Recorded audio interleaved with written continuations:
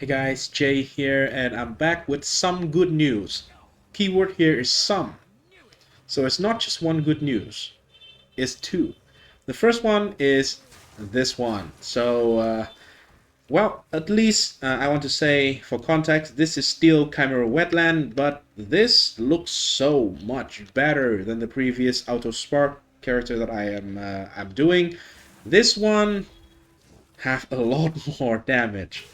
Is significantly tankier, have insane recovery, and the only thing that prevents me from going to map is just, well, I literally just got back from work and, buy a couple of last items that okay. Oh, shit. Okay, this is our, like, worst enemy. So this is, like, for any mana build, obviously, you know that the mana siphoner is very bad, so I got panic a little bit there, but we should get immediately into the circle so it doesn't burn any mana. Anyway, beside the point. I just finished buying a couple of items to set up this character. Right now I am res cap, and I will have way more maximum resistances as I'm a Gembling Legionnaire. And yeah, I have a lot of skills here that I can just put a lot of support gem into it and potentially just get a lot of maximum resistant because I'm a Gembling Legionnaire. I have this point, Thaumaturgical Infusion.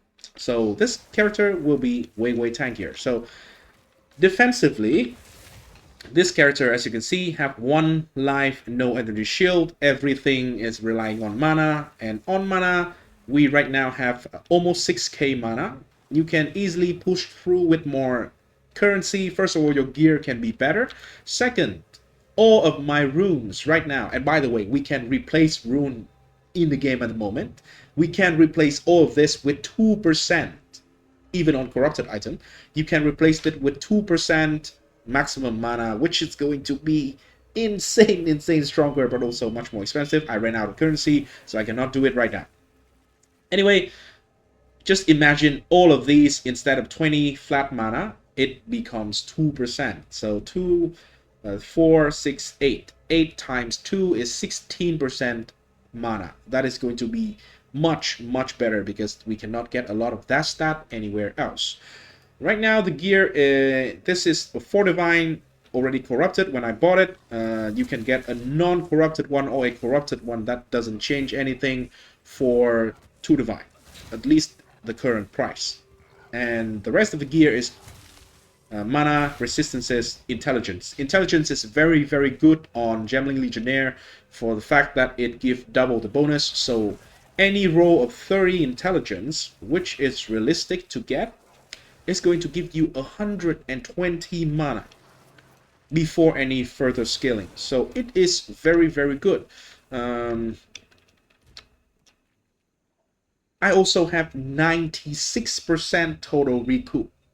This is from 20% from the skill tree, from this node on the skill tree. I have 61% on the belt. This can be a little bit better, but hey, 50% is even good enough. I would say you don't need this one. You don't even need like 61%. Even with just 50% the base of the belt, and then 20% here, 70% recoup mana is way more than enough because we also have regen. We have quite a lot of regen, and we also have a lot of instant mana recovery in the form of all these jewels. Literally, by the way, just get a jewel with 2% mana on kill. 1, 2, 3, 4, 5, 6, 7. So I have 14% of my mana gain on kill. I think that's going to be the best. I would probably recommend more than 10% as the minimum. I run 6% for a little bit. It was okay, but it feels like sometimes it does chunk my mana down a little bit, and I don't like that. So I would recommend 10% or more, which is 5 jewels. These are anywhere, just one roll is going to be anywhere like 10 exalt to 20 exalt, maybe less. And then last but not least, I think the last stat that I need, that I kind of want, is going to be like maximum resistant, and maximum fire resistant here is very valuable. This one came with a little bit of elemental damage. I have this one myself, corrupted myself, so it's very good. Yeah, basically all of my jewels is like 1 stat, 2 stat jewel. This literally doesn't do anything. I don't have any shield. I don't crit, and I don't do cold damage. Well, I do a little bit of cold damage, but majority of my damage is lightning, as I'm an Archmage character. And yeah, this is pretty nice actually. So try to get a little bit nicer. Oh, this guy's inviting me for... okay. But I don't have any... sorry, I don't have any anything left. So, yeah. Yeah, sorry.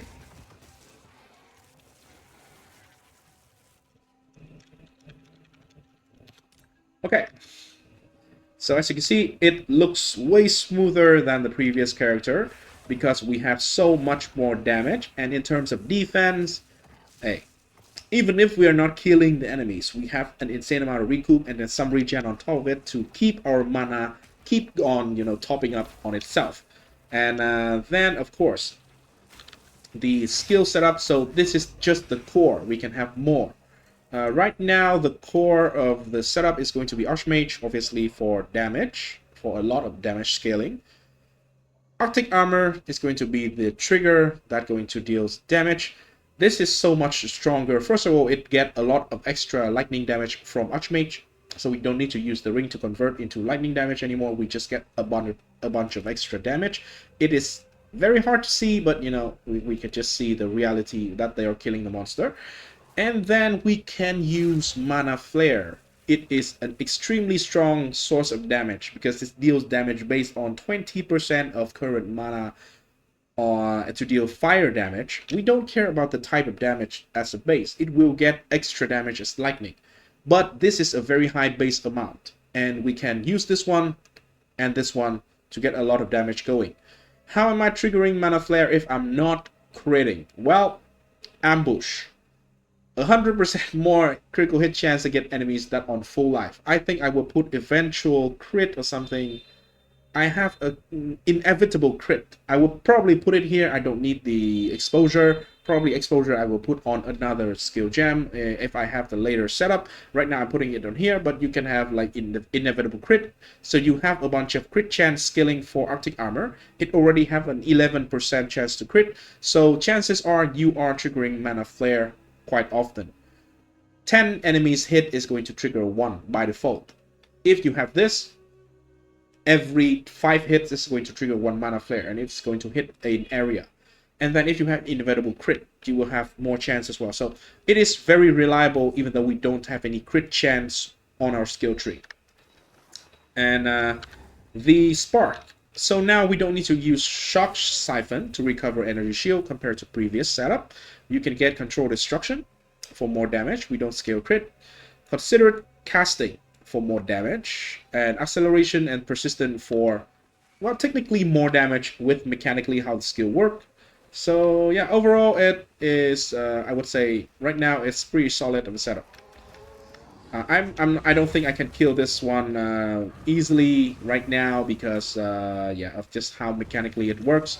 But I still have a lot of rooms for extra like gems and stuff like that to deal with like single target situation. Obviously this is not a good example, but again, from what it looks like, this is so much stronger. And why do I know that? Because even though I don't have any damage number on all these skill, I have number on this skill. So relatively in the previous character, by the way, I have like 280 something tooltip on this one. So literally I am having at least 10 times more damage, if not more, because we have more support gem, better support gem for damage. So I would say overall I would probably dealing like 20 times more damage compared to the Infernalist. Given that the Infernalist is not dealing a good amount of damage, but this is, I would say, enough. And I will keep on updating you guys with this character in a future video as I have more time to fine-tune it, get the gem setup going, and, you know, just basically try to solve all the rest of the problem.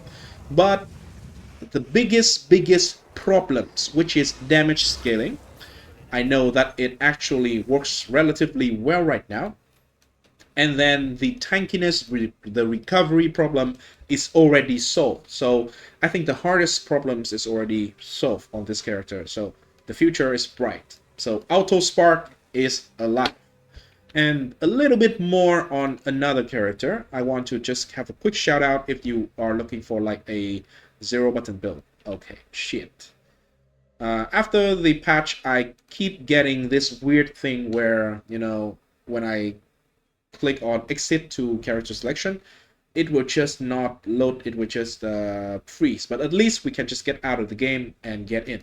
By the way, there's another bug in the logging screen here as well. So some of you guys might have it like I do, some of you might not. Okay, so if we click login here, okay, this time it get through. Sometimes it say the server is on maintenance. Just re-enter your password and then you can get in the game. By the way, server is not on maintenance. The other character I want to talk about is this Pathfinder, this Corpsewade build. This one is also very, very good right now after the patch because of the change to minion respawn. So they get out of range, they no longer just despawn and wait for the whole revival time. They actually immediately teleport to your character and respawn there. So it is way, way, way, way, way smoother, by the way. So I can just do this.